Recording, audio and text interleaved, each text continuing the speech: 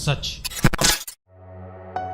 एक ऐसा हीरा जो न केवल आकार में सबसे बड़ा था और एक समय पर भारत की शान हुआ करता था, उसकी सुंदरता के चर्चे हर देश में होते थे। कोहिनूर, जिसका एक खुद का इतिहास है।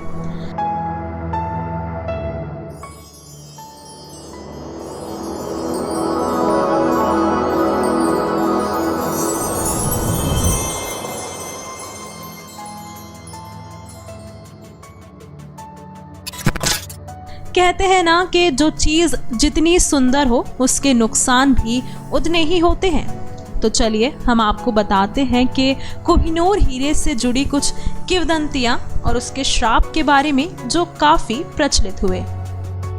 आज हम आपके सामने कोहिनूर हीरे के बारे में ऐसी जानकारी और रहस्य लाए हैं जो काफ़ी चौंकाने वाले हैं। वैसे तो कोहिनूर हीरा अब भी ब्रिटेन के कब्जे में है और वहां की महारानी के ताज में जड़ा हुआ है। तो आइए शुरू करते हैं कोहिनूर हीरे से जुड़े इस रहस्यमय सफर को। दुनिया के सबसे बड़े हीरे कोहिनूर की कहानी आज से 800 साल पहले तब शुरू हुई जब आंध्र प्रदेश के गुंटूर की गोलकुंडा खदानों में यह मिला था। कहा जाता है कि दुनिया का करीब करीब हर प्रसिद्ध हीरा इस खदान में मिल चुका है। वेल नोन आर्कियन रॉक्स के बीच बनी एक ट्यूब आंध्र प्रदेश के गुंटूर की गोलकुंडा खदानों के पास फूटी होगी, जिस कारण यहाँ इतने बेशकीमती हीरे मिलते हैं। इस खदान में दरियाई Noor, Noor ul Ain, great Mughal, Orlov, Agra diamond, Ahmedabad diamond और ब्रोलिटी ऑफ इंडिया जैसे कई हीरे मिले हैं। हालांकि इस बेशकीमती हीरे को कभी भी बेचा या खरीदा नहीं गया, या दूसरे शब्दों में यह भी कहा जा सकता है कि कोहिनूर इतना अनमोल था कि ना तो किसी के पास इसे बेचने और ना ही खरीदने की हैसियत थी। इसे एक राजा से दूसरे राजा ने जीता या फिर इसे तोहफे के तौर पर दिया गया। इस खूबसूरत और बेशकीमती हीरे को लेकर कई मान्यताएं हैं, जिसके आधार पर इसे एक शापित हीरा कहा जाता है। इसके शापित होने की बात 13वीं सदी से चली आ रही है। इसे शापित इसलिए भी कहा जाता है क्योंकि इस हीरे की चमक दमक के पीछे बहुत सारे राजाओं ने अपनी जान भी गंवाई है। कोहिनूर को शापित साबित करने के लिए इतिहास में ऐसी कई घटनाएं हुई हैं जिससे इसके शापित होने के सबूत मिले हैं। कोह-ए-नूर एक फारसी शब्द है जिसका हिंदी मतलब रोशनी का पर्वत होता है, पर यह हीरा जहां भी गया वहां पर विनाश ही हुआ। देखते ही देखते वह सब बर्बाद हो गया। कई राजाओं का राज्य और सुल्तानों की सल्तनत तहस नहस हो गई। राजाओं के चमकते सितारे गर्दिश में चले गए। सन 1306 के आसपास इस हीरे को अपनी पहचान मिलने लगी। जिसने इसे पहचाना उसने यह भी साफ कर दिया था कि इस हीरे का मालिक संसार पर राज तो करेगा, लेकिन उसके साथ ही दुर्भाग्य भी उसकी किस्मत का हिस्सा बन जाएगा। इस हीरे की सफर की शुरुआत काकतीय वंश के साथ हुई थी, जहां से कोहिनूर को मालिक काफूर लूट कर लाया और अलाउद्दीन खिलजी को दे दिया। खिलजी से यह हीरा तुगलक वंश के पास आया। उसके बाद यह हीरा मुगलों के हाथ लगा। इतिहास गवाह है कि जिनके पास यह हीरा पहुंचा, शुरू में उनका वर्चस्व खूब परवान चढ़ा, लेकिन बाद में उनका बुरी तरह अंत हो गया। शाहजहां को पहले तो पत्नी ने छोड़ा, फिर बेटे ने नजरबंद कर सत्ता हथिया ली। शाहजहां ने कोहिनूर हीरे को अपने मयूर सिंहासन में जड़वाया था। इसके बाद मुगलों के कमजोर होते ही भारत पर नादिर शाह का आक्रमण हुआ। 1739 में नादिर शाह ने इस हीरे को अपने कब्जे में लिया। इतिहास के मुताबिक नादिर शाह ने मुगलों को हराकर हीरा अपने कब्जे में लिया और कोहिनूर को पार्शिया लेकर चला गया।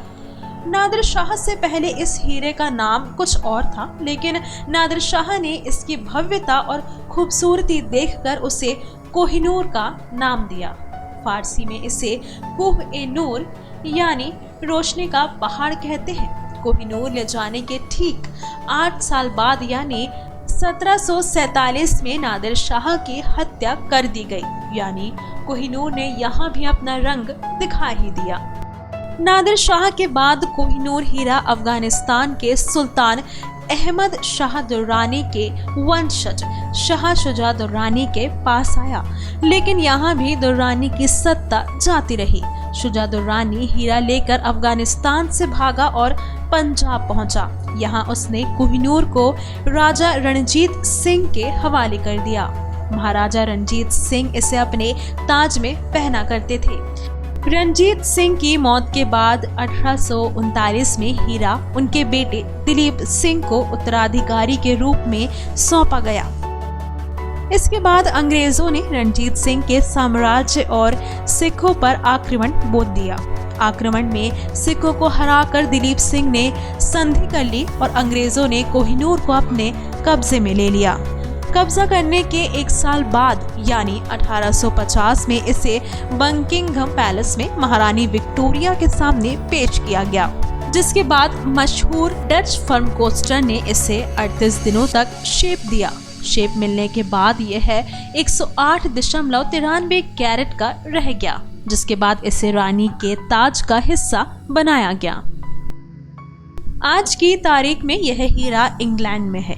इस हीरे के प्रभाव से इंग्लैंड का शाही परिवार भी अच्छी तरह वाकिफ था और इसलिए इससे बचने के लिए इंग्लैंड की महारानी ने नियम बनाया कि इससे कोई महिला ही धारण करेगी। माना जाता है कि इससे भी कोहिनूर हीरे की मनहूसियत खत्म नहीं हुई और दुनिया भर में फैली अंग्रेजों की हुकूमत खत्म हो गई।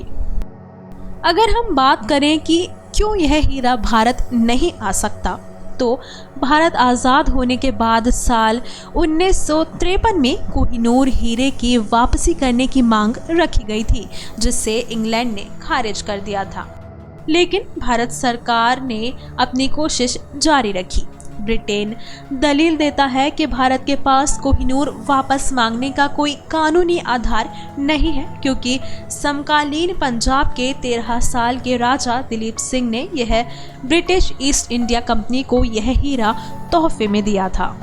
भारत सरकार कोर्ट में कह चुकी है कि कोहिनूर हीरे को चूंकि महाराजा रणजीत सिंह ने ईस्ट इंडिया कंपनी को तोहफे में दे दिया था, इसलिए इसे वापस नहीं लिया जा सकता है, क्योंकि उपहार या गिफ्ट को कभी वापस नहीं लेते। भारत के अलावा साल 1976 में पाकिस्तान के प्रधानमंत्री जुल्फिकार अली भुट्टो ने कोहिनूर हीरा मांगने की कोशिश की थी, लेकिन उनको भी साफ मना कर दिया गया। महारानी एलिजाबेथ द्वितीय के निधन के बाद अभी यह हीरा टावर ऑफ लंदन के ज्वेल हाउस में रखा हुआ है, जहां उसे सभी लोग देख सकते हैं। तो ये थे दुनिया के सबसे खूबसूरत और सबसे बड़े हीरे कोहिनूर से जुड़े श्राप, मनहूसियत और किंवदंतियों के किस्से। ये वीडियो आपको कैसा लगा कमेंट करके ज़रूर बताएं। साथ ही ऐसी और भी जानकारी पाने के लिए सब्सक्राइब करें हमारा चैनल द त्रिकाल।